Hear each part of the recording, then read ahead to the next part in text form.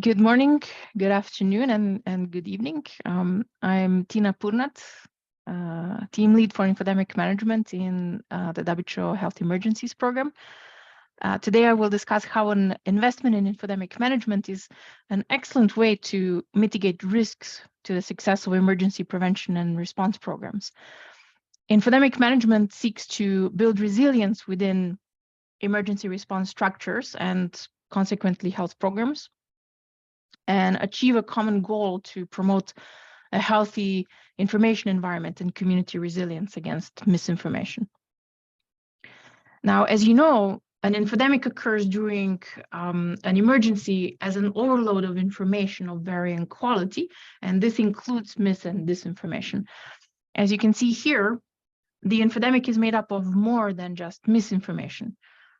Questions, concerns, and information voids make up the bulk of conversation about a health topic, even during emergencies. And even though we focus a lot on mitigating misinformation, its antecedents are those questions and concerns that when they are left unaddressed, they become information voids, just waiting for misinformation to take root. An information void is when people are actively seeking answers to a particular question, but they can't find the answer from a credible source. If we're not successful in creating a healthy information environment where people, when a person seeking an answer to their questions, we leave a vulnerability in our communities for that questioning space to be filled with mis and disinformation from other sources. Now, these catch people's attention because they're simple, messages are easy, misinformation catches our attention, it pushes emotional buttons. And once we see misinformation or see it multiple times, it's extremely difficult to dislodge it from people's thinking. And of course, as you can see, practice strategies should focus on the left, marked with the yellow, not just because they can prevent harm from mis and disinformation on particular topics. It's also because the health system has a lot more influence to detect and address them than the already circulating pieces of health misinformation. It's impossible to eradicate mis and disinformation altogether, but we can reduce its prevalence and harm by addressing the entire continuum. Studies have shown that of all of the information circulating online, between 5 to 20% is misinformation, and the rest are made up of questions, concerns, narratives that can be hijacked and taken advantage of by mis and disinformation. So, for example, consider how mask mandates or promotion of COVID-19 vaccination fueled protests, much of which was supported by narratives around medical freedom or desire for freedom of movement. Some of this was spurred by misinformation, but a lot also was questions and concerns that went unaddressed, leaving citizens unsatisfied. Distrust is outgrowth of perception that promises were broken and values violated by the health system and how they provided services to the community. Different narratives can amplify stories that erode trust, and if left ignored, they can damage how well a public health response is implemented.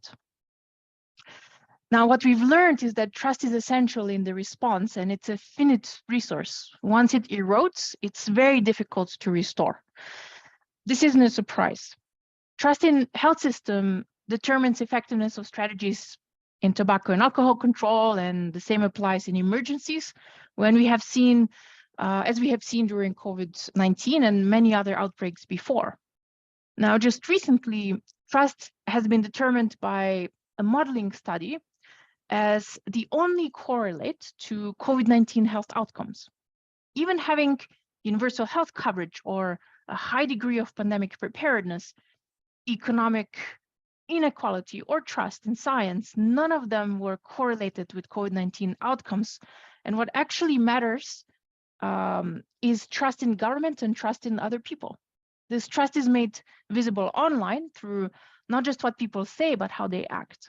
And this insight can be really powerful for changing how we go from just listening to these actions, but providing effective ways to respond. And this is where our fluency in the digital ecosystem and society comes in when our team of infodemic managers can add value. Now, there are many dimensions of trust. Here are several of them placed into context of health emergency preparedness and prevention.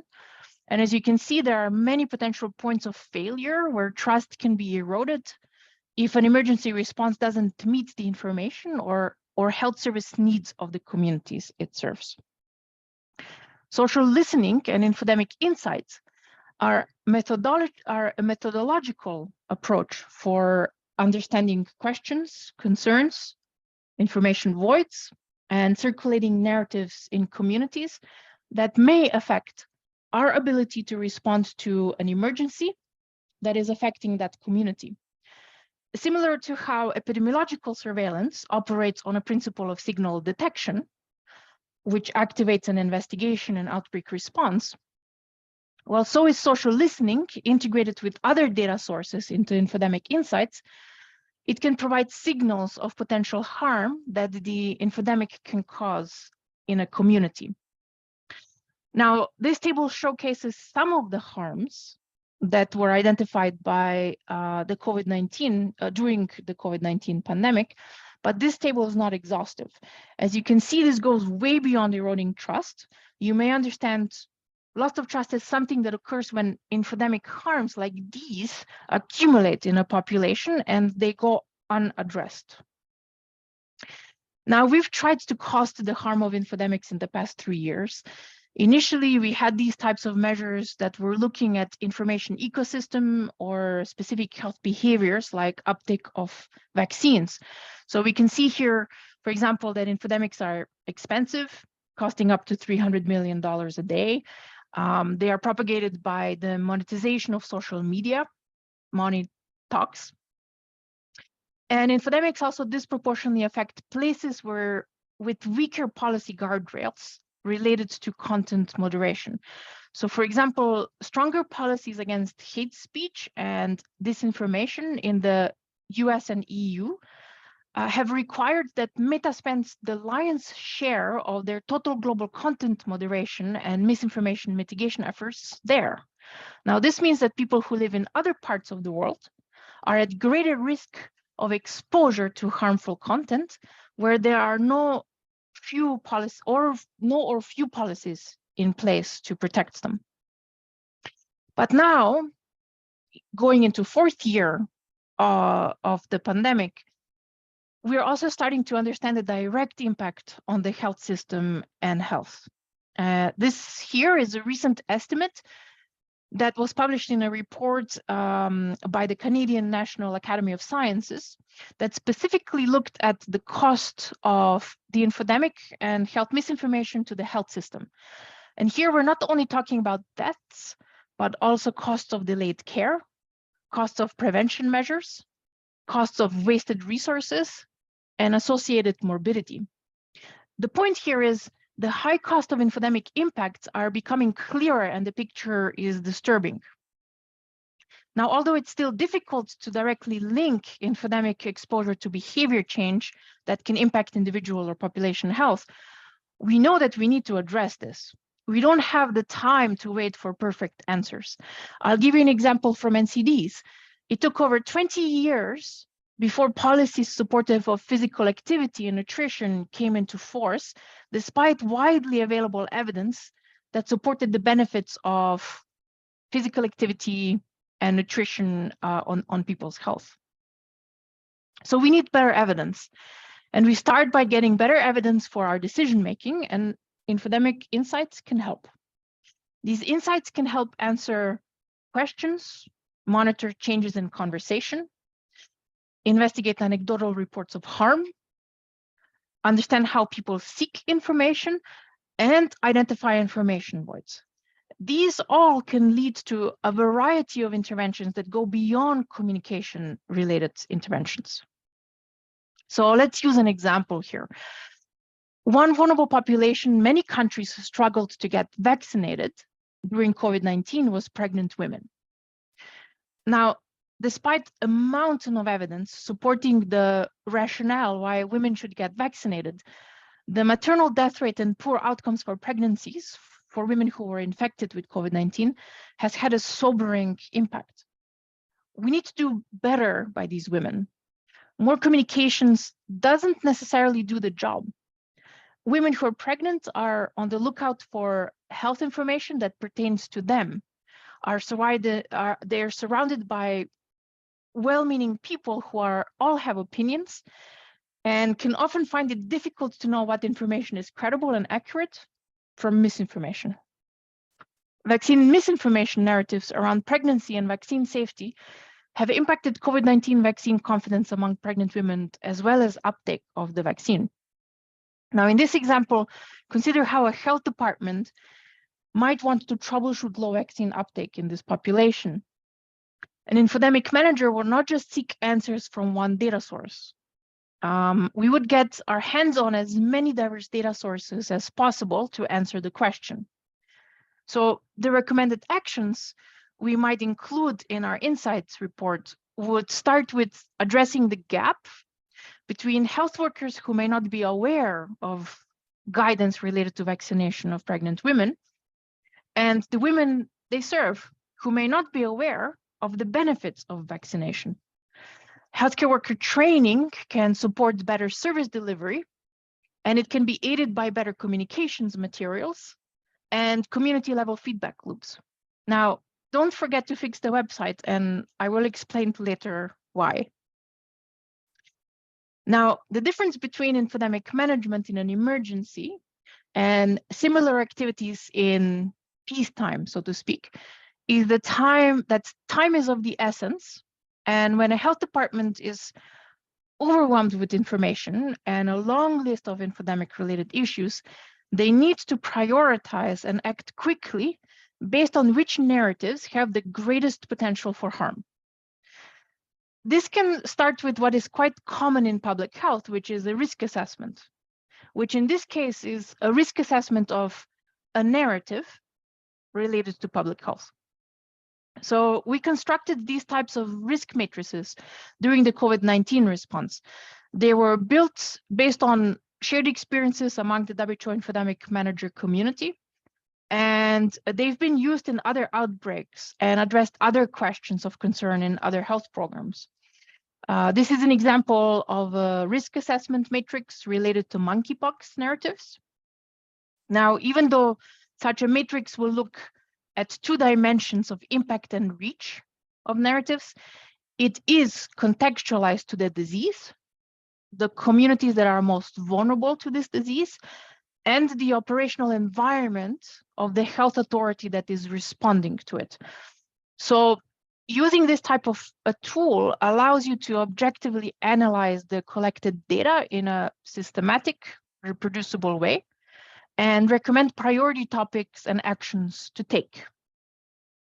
Now, our COVID-19 matrix looks different from the one we are using for monkeypox analysis. This matrix will also look different for a national insights report that, for example, US CDC does, compared to what New York City does for their report, or what we at WHO do at global level. We all have different scopes, different constituencies, areas of influence, and the matrix can help not just identify risk, but also help shape appropriate responses in the local context. Now, based on such risk assessments, infodemic insights can be translated into recommended strategies, like in this example from WHO Global Analysis for monkeypox. As you can see, at global level, we can only make more general recommendations that are largely communications oriented because WHO does not have the mandate to deliver directly to communities. But the closer you get to community level, the more specific recommendations can be, and the more likely infodemic interventions can be successful. So for example, if we detected a narrative about concerns that women were being misdiagnosed, at the global level, we could produce more materials that address these concerns or clarify healthcare worker guidance on diagnosis of monkeypox among women. At a more local, subnational level, this recommendation may spell out which specific languages, which care facilities should be targeted, for development and provision of communications materials, as well as which relevant CSOs who are engaged in the conversation should be involved to amplify. Now, when we're trying to produce more systematic, reproducible infodemic insights, we often overlook the data sources that we already have available that could help us. In fact, relying on routine data sources is preferable and more sustainable, just like in any other epidemiological analysis. And in this case, we're looking for two types of data sources.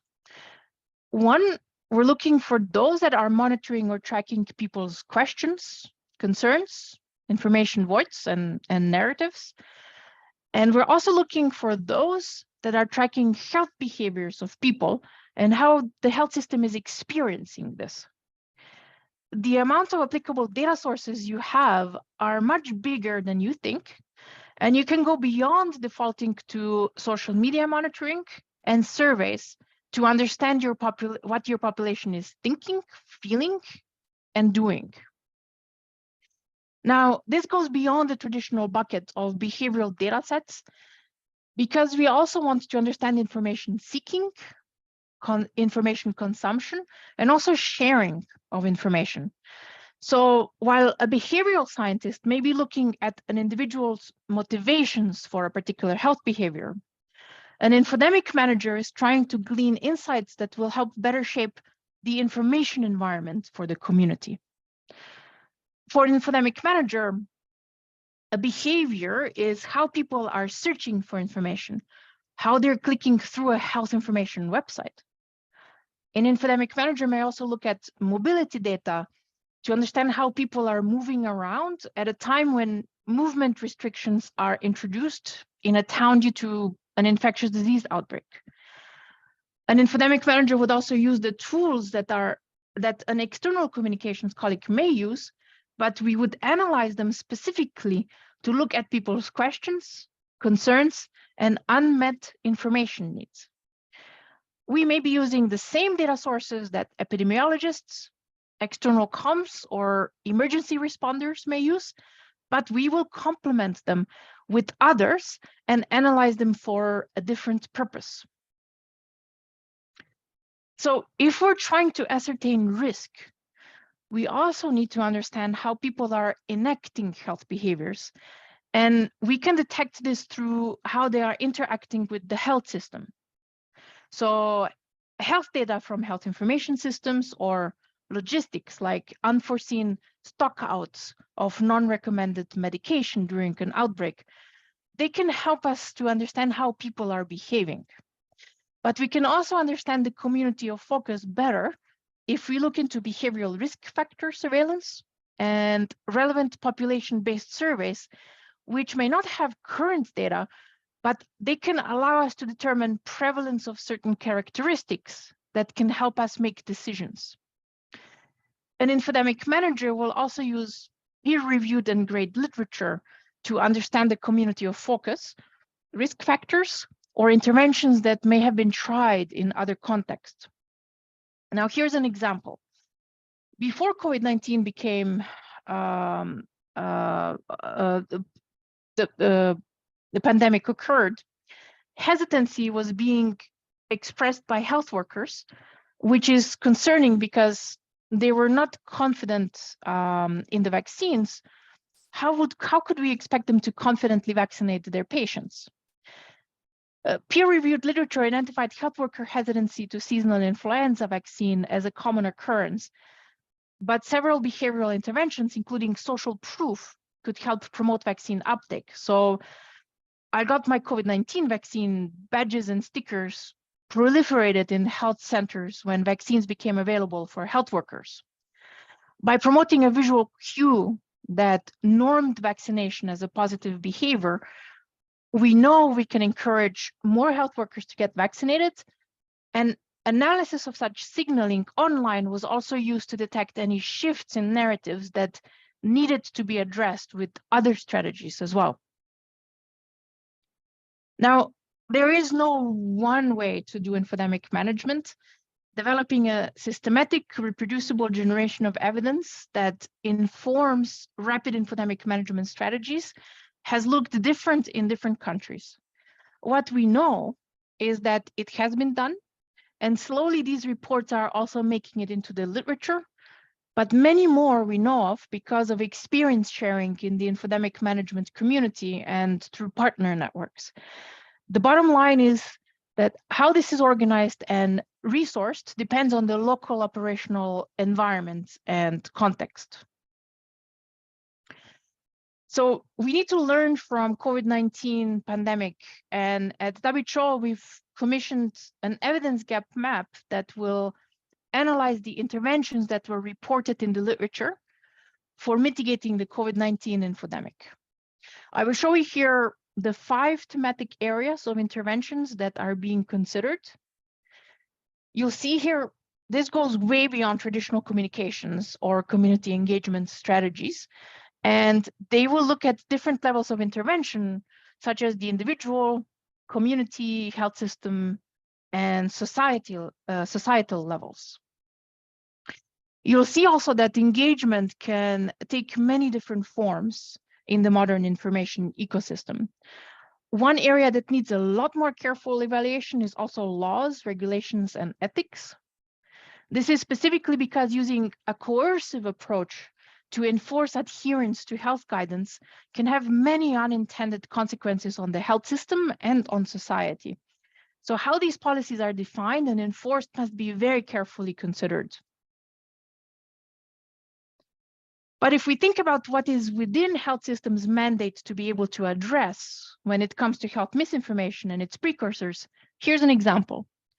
These are 6 categories of narratives that were identified as most prevalent about COVID-19 vaccines, and they span across development, provision and access, safety and efficacy and necessity of vaccines, political and economic motives, linkage to other conspiracy theories, linkage to concerns about liberty and freedom, and linkage to discussions of morality and religion. So how many of these can a Ministry of Health really address? Unfortunately, not many of them. Out of the 6, only 2 related to vaccine development and necessity can really be explained and addressed by a health authority. In the other 4 narrative themes, a health authority isn't the best place to address these. So how do we deal with this? This means that a health authority needs to partner with those who can address these narratives. And these may not be in the usual partnerships that already exist or that we have already built. So if we have a certain menu of infodemic interventions to consider, and we also need to think about what partnerships are needed to complement and strengthen what we cannot do alone. This may be, for example, what to consider. For example, building partnerships with fact checkers is critical. They often don't have a health expert on staff or someone they can quickly call to fact check a health-related claim. We also need to understand what their needs are when they're doing debunking, including linking to an authoritative web page or source information. For example, it's difficult to fact check with only peer-reviewed research article that bananas don't spread COVID if there have been no articles published proving this by testing some representative sample of bananas for the virus. Now, a fact checker would need to link their debunk to an authoritative website, such as the Ministry of Health. This is why many Ministry of Health websites have a debunk page, not just for the benefit of a member of the public visiting the website, but for enabling the fact-checking activity on the internet. Now, if you look at all of these suggested activities on this slide, they all have one thing in common.